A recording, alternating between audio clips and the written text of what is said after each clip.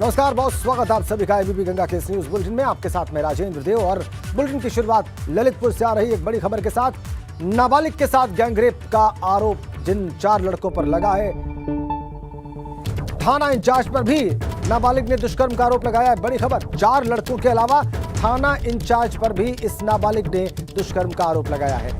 ललितपुर से बड़ी अपडेट इस वक्त की।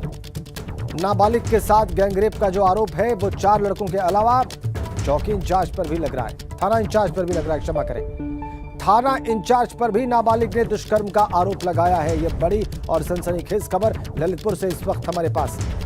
नाबालिग ने कुल 4 लड़कों पर दुष्कर्म का आरोप लगाया है, थाना इंचार्ज पर भी दुष्कर्म का आरोप लगाया है। में उन्होंने ये कहा था कि 22 तारीख को उनको कुल 4 लड़के अपने साथ लेकर गए थे और उन्होंने उनके साथ बलात्कार किया। बलात्कार करने के बाद जब वो वापस वाली आई तो उनका ये कहना था कि थाने पर जब उनको लाया गया फिर थाना अध्यक्ष ने भी उनके साथ जो है दुष्कर्म किया। इस मामले को संज्ञान में लेकर के पुलिस द्वारा इस पूरे प्रकरण में एफआईआर पंजीकृत की गई है। कुल 6 लोगों को इसमें नामजद किया गया है। इसमें से एक अभियुक्त को हम लोगों ने पकड़ा है, उससे पूछताछ चल रही है। इसके अलावा बाकी अभियुक्त के लिए भी हम लोगों ने टीमें लगाई हैं, उनकी गिरफ्तारी शीघ्र की जाएगी। थाना इंचार्ज को तत्काल प्रभाव से सस्पेंड कर दिया गया है और चूंकि वो एक नामजद अपराधी है तो टीमें गठित कर ली गई हैं उनकी गिरफ्तारी के लिए। थाना इंचार्ज को तत्काल प्रभाव से सस्पेंड कर दिया गया है, ये आपने देखा, अभी एसपी का बयान था। और टीमें गठित कर दी गई हैं इस थाना इंचार्ज की गिरफ्तारी के लिए, चूंकि नाबालिग ने दुष्कर्म का आरोप थाना इंचार्ज पर भी लगाया है और अब इस सारे प्रकरण ने राजनीतिक रंग लेना शुरू कर दिया है। बड़ी खबर इस वक्त की आ रही है, ललितपुर जाएंगे सपा अध्यक्ष और उत्तर प्रदेश के नेता प्रतिपक्ष अखिलेश यादव। दुष्कर्म पीड़ित बच्ची के परिजनों से मुलाकात का कार्यक्रम है अखिलेश यादव का। दुष्कर्म की शिकायत करने गई बच्ची से रेप का आरोप लग रहा है। वारदात के बाद से आरोपी एसएचओ फरार बताया जा रहा है। बड़ी खबर, पुलिस कप्तान का कहना है कि टीमें गठित कर दी गई हैं इस फरार थाना अध्यक्ष की गिरफ्तारी के लिए, एसएचओ की गिरफ्तारी के लिए। अखिलेश यादव दुष्कर्म पीड़ित बच्ची के परिजनों से मुलाकात करेंगे, ललितपुर जाएंगे। रेप का आरोप थाना अध्यक्ष पर 4 लड़कों के अलावा एक अभियुक्त को पुलिस ने गिरफ्तार किया है। कुल 6 लोगों को नामित किया गया इस सारे प्रकरण में। अनुभव शुक्ला हमारे साथ जुड़ गए। अनुभव, ये प्रकरण अब राजनीतिक रंग ले रहा है चूंकि विपक्ष के सबसे बड़े नेता उत्तर प्रदेश में अखिलेश यादव खुद ललितपुर जाएंगे, क्या कार्यक्रम पता चल रहा है उनका? देखिए, ये जिस तरीके से ललितपुर का पाली थाना था और वहाँ का थाना अध्यक्ष था, उस पर एक लड़की से रेप का आरोप लगा और फिर इस पूरे मामले में अभी मुकदमा भी दर्ज हुआ है, सस्पेंड भी किया गया है, तो बड़ी कार्रवाई की गई है। लेकिन क्योंकि आप देखिए जिस तरीके से ये पूरा मामला हुआ, अब कहा जा रहा है कि अखिलेश यादव भी वहाँ जाएंगे, पीड़िता से मुलाकात भी करेंगे। तो जिस तरह से हाल के दिनों में कुछ घटनाएं हुई हैं, आप चाहे चंदौली की घटना देख लीजिए या फिर इस घटना को देख लीजिए, लगातार अखिलेश यादव इन घटनाओं को लेकर सरकार पर हमलावर है और बार बार यही कह रहे हैं कि पुलिस को खुली छूट दे रखी है। इसी वजह से ये चीजें हो रही हैं, इस तरह से हमें जो घटनाएं हैं वो देखने को मिल रही हैं। फिर कल तो हमने बातचीत खुद की अखिलेश यादव से, सवाल पूछे तो उन्होंने साफ तौर पर कहा था कि अगर इसी तरीके की स्थिति रही तो फिर ना केवल आप देखिए कि पुलिस पर बल्कि अन्य लोग भी इसी तरह के अपराध अब करेंगे। और आज ये जो घटना आप सामने आई है तो उसमें खुद कहा जा रहा है कि वो जाएंगे वहाँ पीड़ित परिवारों से मुलाकात भी करेंगे। तो इस पूरे मुद्दे को लेकर विपक्ष को लग रहा है कि सरकार को घेरा जाए और लगातार इसीलिए, चाहे आप समाजवादी पार्टी का ट्विटर हैंडल देख लीजिए, चाहे अखिलेश यादव का ट्विटर हैंडल देख लीजिए, हर दिन इस तरह की घटनाओं को लेकर लगातार ट्वीट किए जा रहे हैं और सरकार को घेरने की कोशिश की जा रही है। जी, इधर एसएचओ फरार है अनुभव, और बड़ा आरोप है चूंकि दुष्कर्म का आरोप है, इसलिए ये प्रकरण भी अखिलेश यादव उठा सकते हैं ललितपुर जाकर। हाँ देखिए, बिल्कुल, लेकिन अभी जो जानकारी एक मिल रही है कि शायद इसको सस्पेंड भी कर दिया गया है, पर वो अभी कहाँ पर है उसके बारे में कुछ जानकारी नहीं मिल पा रही। लगातार वो फरार चल रहा है और इसीलिए तो सवाल उठ रहे हैं बार बार। इसीलिए तो चाहे हम कहें समाजवादी पार्टी हो या फिर अखिलेश यादव हो, वो इन सारी चीजों को लेकर, घटनाओं को लेकर ही तो सवाल खड़े कर रहे हैं। और जिसके ऊपर देखिए रक्षा की जिम्मेदारी है, वही अगर भक्षक बन जाएगा तो सवाल तो अपने आप उठेंगे। बिल्कुल अनुभव, चूंकि अभी चंदौली का प्रकरण, अभी वो मामला शांत भी नहीं पड़ा है, अभी वो लगातार सुर्खियों में बना हुआ है, लगातार उसको लेकर अभी चीजें रफ्तार पकड़े हुए हैं, चल रही हैं। और उसी बीच में ललितपुर से इस प्रकार का मामला सामने आना और पुलिस का ये कहना कि टीमें गठित की गई हैं ताकि थाना इंचार्ज को गिरफ्तार किया जा सके, ये एक बड़ा मुद्दा विपक्ष के हाथ लगा है। क्या अखिलेश के साथ कोई और भी जाएगा ललितपुर? देखिए, वहाँ पर ललितपुर के जो और पार्टी के नेता हैं वो जरूर वहाँ पर शामिल होंगे, झांसी के जो नेता हैं वो शामिल होंगे, वो लोग जरूर शामिल होंगे। लेकिन यहाँ से अखिलेश यादव अकेले ही जाएंगे और वहाँ जाने के बाद हो सकता है कि कुछ और कार्यक्रम बने, लेकिन अभी प्रारंभिक तौर पर यही है कि यहाँ से वो जाएंगे और वहाँ जाकर पीड़ित परिवार से मुलाकात करेंगे। बहुत बहुत धन्यवाद आपका अनुभव। तो अखिलेश यादव जाएंगे ललितपुर और आप दुष्कर्म पीड़ित जो नाबालिग है उसके परिजनों से मुलाकात करेंगे और ये एक बड़ा कदम होगा अखिलेश यादव का सरकार को घेरने के लिए, चूंकि आरोप थाना इंचार्ज पर भी है। अगली खबर रायबरेली से है। वहां पर बिजली चोरी की शिकायत पर छापा मारने पहुंची टीम को मिल मालिक ने कैंप में घंटों रोके रखा। मिल मालिक ने शिकायतकर्ता का नाम बताने और छेड़छाड़ किए गए मीटर को न ले जाने की शर्त पर ही उन्हें जाने देने की शर्त रखी। डीएम को जैसे ही इसकी जानकारी लगी तो फौरन ही पुलिस को भेजा गया और उसके बाद बिजली विभाग के कर्मचारियों का बाहर निकाला। बताया जा रहा है कि राइस मिल भाजपा नेता और पूर्व विधायक की है। प्रशासन ने इस मामले में कार्रवाई की बात कही है। बड़ी खबर, रायबरेली से बड़ी खबर, भाजपा नेता और पूर्व विधायक की राइस मिल का मामला है। बिजली विभाग को राइस मिल में चोरी की शिकायत मिली थी और बिजली विभाग की टीम को बंधक बनाया गया रायबरेली में। पूर्व विधायक के राइस मिल में बंधक बनाने का आरोप है। बिजली विभाग की टीम को बिजली चोरी की शिकायत पर पहुंची थी बिजली विभाग की टीम और उसे वहां बंधक बनाने का आरोप लग रहा है। डीएम के आदेश के बाद पुलिस ने बिजली विभाग की टीम को छुड़वाया है। भाजपा नेता और पूर्व विधायक की राइस मिल से जुड़ा मामला है। रायबरेली से खबर, बड़ी खबर। हमने जो है जिलाधिकारी महोदया को बताया कि इस प्रकार का मामला है। उन्होंने तुरंत संज्ञान में लिया, पुलिस फोर्स भेजा वहाँ पर और पुलिस फोर्स गई और हमारे अधिकारियों कर्मचारियों को लेकर के आई और मीटर जो टेम्पर्ड था वो भी लेकर के आए हैं। हम लोग मामले को जो है अभी जो है प्रथम दृष्टया ये जो है विद्युत चोरी का मामला है और इसकी एमआरआई रिपोर्ट से विश्लेषण कर रहे हैं और जो भी नियमानुसार होगा वो कार्रवाई की जाएगी। और एक बड़ी खबर इस वक्त प्रयागराज से हमारे पास है। प्रयागराज में पुलिस और बदमाशों के बीच मुठभेड़ की खबर आ रही है और पुलिस से मुठभेड़ में 7 बदमाश गिरफ्तार किए गए हैं। गोली लगने से 3 शातिर बदमाश घायल भी हुए बताए जा रहे हैं। मुठभेड़ के बाद अंतर्राज्यीय गैंग का खुलासा भी हुआ है। 23 अप्रैल को खेवराजपुर में 5 लोगों की हत्या हुई थी। ये बड़ी खबर, 7 बदमाश गिरफ्तार मुठभेड़ में, अंतर्राज्यीय गैंग का खुलासा हुआ है। ये बड़ी खबर, 5 लोगों की हत्या के मामले में ये कार्रवाई। पुलिस टीम को 1 लाख रुपए का इनाम देने की भी घोषणा की गई है।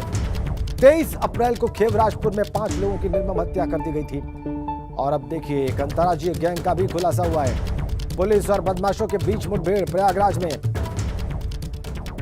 सीधा आपको प्रयागराज लिए चलते हैं और इस बड़ी खबर पर और ज्यादा जानकारी हासिल करते हैं। मोहम्मद मोइन से इस वक्त हमारे साथ जुड़े हुए हैं।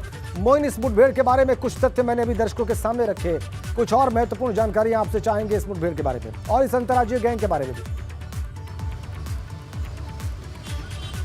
देखिए, प्रयागराज के थरवई थाना क्षेत्र के खेवराजपुर गांव में 22-23 अप्रैल की रात को एक सनसनीखेज वारदात हुई थी जिसमें एक ही परिवार के 5 लोगों को बेरहमी से कत्ल कर दिया गया था। कत्ल की वारदात के बाद घर में आग लगा दी गई थी। इस पूरे मामले में पुलिस टीमें लगातार काम कर रही थी लेकिन कोई कामयाबी नहीं मिल रही थी। सरकार की तरफ से इस काम में प्रयागराज पुलिस की मदद के लिए यूपी एसटीएफ को लगाया गया था। बाद में इस पूरे मामले की जांच एसआईटी को सौंप दी गई थी। प्रयागराज के एसपी क्राइम की अगुवाई में एसआईटी काम कर रही थी लेकिन प्रयागराज पुलिस के अफसरों का दावा है कि उन्होंने इस पूरे मामले का वर्कआउट कर लिया है, खुलासा कर लिया है। इस वारदात को एक गैंग ने अंजाम दिया था जो इंटर स्टेट गैंग है। बिहार और उत्तर प्रदेश के लोग इसमें मिल करके काम करते थे। कुल 13 सदस्यीय लोगों का ये गैंग है। इनमें से 7 लोगों को प्रयागराज पुलिस ने मुठभेड़ में गिरफ्तार गिरफ्तार किया है। तो आज भोर में पुलिस की इन बदमाशों से मुठभेड़ हुई, जिनमें क्रॉस फायरिंग में 3 बदमाशों को पैर में गोली लगी है। इन 3 बदमाशों के साथ ही इनके 4 अन्य साथियों को भी गिरफ्तार किया गया है। कुल 7 गिरफ्तारियां हुई हैं और प्रयागराज पुलिस का दावा है कि सिर्फ धरवई थाना क्षेत्र में हुई घटना नहीं, बल्कि नवंबर महीने में इसी इलाके के पास जो घटना हुई थी, जिसमें एक ही परिवार के 4 लोगों को मौत के घाट उतारा गया था, उसको भी इसी गैंग ने अंजाम दिया था। तो बिहार और उत्तर प्रदेश के अलग अलग जिलों में रहने वाले सदस्यों का ये गैंग है, जिसने प्रयागराज में तमाम वारदातों को अंजाम दिया है। और दोपहर 2 बजे के करीब एडीजी जोन प्रेस कॉन्फ्रेंस करेंगे। प्रेस कॉन्फ्रेंस में डिटेल से इस पूरे मामले की जानकारी दी जाएगी कि गिरोह कब से सक्रिय था और कितने सदस्य हैं, कितने सदस्यों की गिरफ्तारी बाकी है, और सबसे बड़ी बात यह है कि पूरे परिवार की हत्या करने के पीछे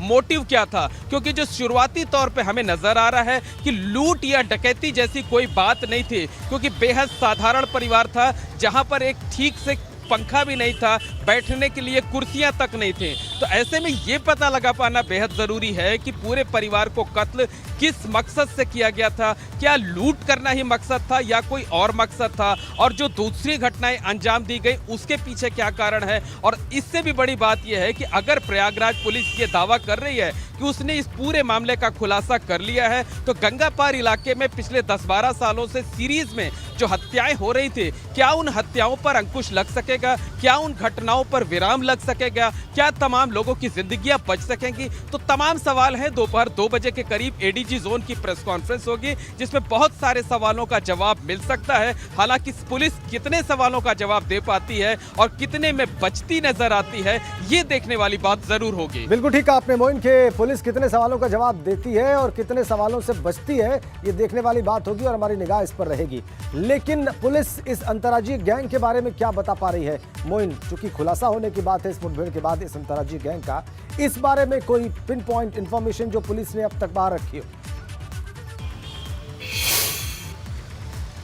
देखिए, प्रयागराज पुलिस के अफसरों का साफ तौर पर कहना है कि जो लोग हिरासत में लिए गए हैं, गिरफ्तार किए गए हैं, चाहे वो 3 ऐसे लोग हों जिनको पैर में गोलियां लगी हैं, उनसे भी पूछताछ की जा रही है अस्पताल में, जो बाकी 4 लोग हैं उनसे भी पूछताछ की जा रही है। लेकिन पुलिस अफसरों ने जो शुरुआती जानकारी दी है उसके मुताबिक बिहार और उत्तर प्रदेश के अलग अलग जिलों में रहने वाले बदमाशों का ये गैंग है। इस गैंग के कुछ लोग पहले भी अलग अलग वारदातों में जेल जा चुके हैं, लेकिन उसके बाद इनका इंटर कनेक्शन था और ये लगातार इस तरीके की वारदातों को अंजाम दिया करते थे। तो दोपहर 2 बजे के करीब जब प्रेस कॉन्फ्रेंस होगी, तब डिटेल्स जानकारी मिल पाएगी कि आखिर कितने दिनों से ये गैंग सक्रिय था, कितनी वारदातों को अंजाम दिया और वारदातों को करने के पीछे इनका मकसद क्या होता था। क्योंकि पूरे परिवार को मौत के घाट उतारना, 2 साल की मासूम बच्ची जो कि देख भी नहीं सकती, किसी को पहचान भी नहीं सकती, बोल भी नहीं सकती, उसको कत्ल करने के पीछे आखिर मकसद क्या था, ये तमाम सवाल हैं जिनके जवाब शायद प्रेस कॉन्फ्रेंस में पुलिस के आला अधिकारी दे सकें। आपने ठीक कहा कि शायद प्रेस कॉन्फ्रेंस में इन सवालों के जवाब मिले।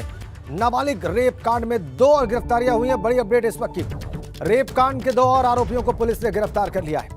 एक आरोपी कल ही गिरफ्तार हो चुका है और अब तक कुल 3 आरोपी पुलिस ने गिरफ्तार कर लिए हैं। लेकिन रेप का आरोपी एसएचओ तिलक राजधारी अब तक फरार है। पहचान लीजिए, ये तस्वीर है थाना इंचार्ज की, एसएचओ की, जो अब तक फरार बताया जा रहा है। तिलक राजधारी अब तक फरार।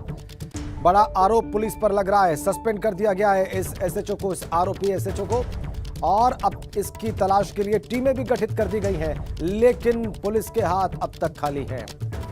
ये बड़ा आरोप भी पुलिस के ऊपर है, ललितपुर पुलिस के ऊपर है। पुलिस कप्तान की बात हमने सुनी। 3 आरोपी अब तक कुल गिरफ्तार हो चुके हैं। 6 नामित थे, 3 गिरफ्तार हो चुके हैं, लेकिन आरोपी एसएचओ तिलक राजधारी अब तक फरार। ये बड़ी अपडेट इस वक्त में।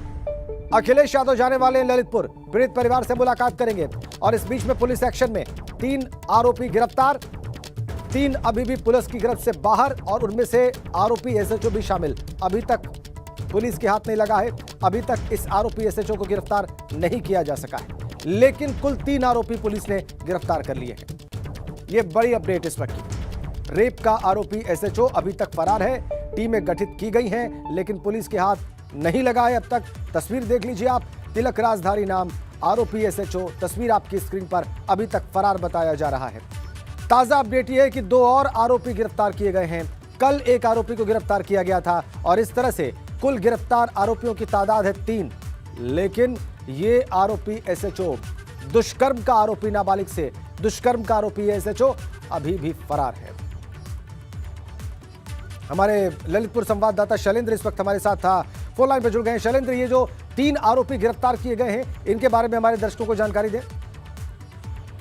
जी, मैं बता दूं कि जो ये नाबालिग के साथ रेप कांड में जिसमें थाना अध्यक्ष पाली को भी आरोपी बनाया गया है और उस पर भी आरोप लगे हैं नाबालिग से बलात्कार करने का, उसी सिलसिले में पुलिस अधीक्षक द्वारा टीमें गठित की गई थी जिसमें 3 लोगों को गिरफ्तार किया गया है। अभी तक कल एक गिरफ्तार किया जा चुका था और 2 लोगों को आज गिरफ्तार किया है, क्योंकि ये 4 वह युवक थे जो उसे घर से ले गए थे और भोपाल में इन्होंने रखा था उसे 3 दिन तक और वहीं उससे बलात्कार किया था। उसके बाद ऐसे थाने के पास छोड़कर चले गए थे। वही मौसी उसकी जो नाबालिग है उसकी मौसी के द्वारा थाने में थाना अध्यक्ष को प्रस्तुत किया गया था बयानों के लिए और वहीं वो छोड़कर चली गई थी, तो इसमें उसे भी आरोपी बनाया गया है। जी, बहुत धन्यवाद आपका शैलेंद्र। तो 3 आरोपी गिरफ्तार, एसएचओ अभी भी फरार।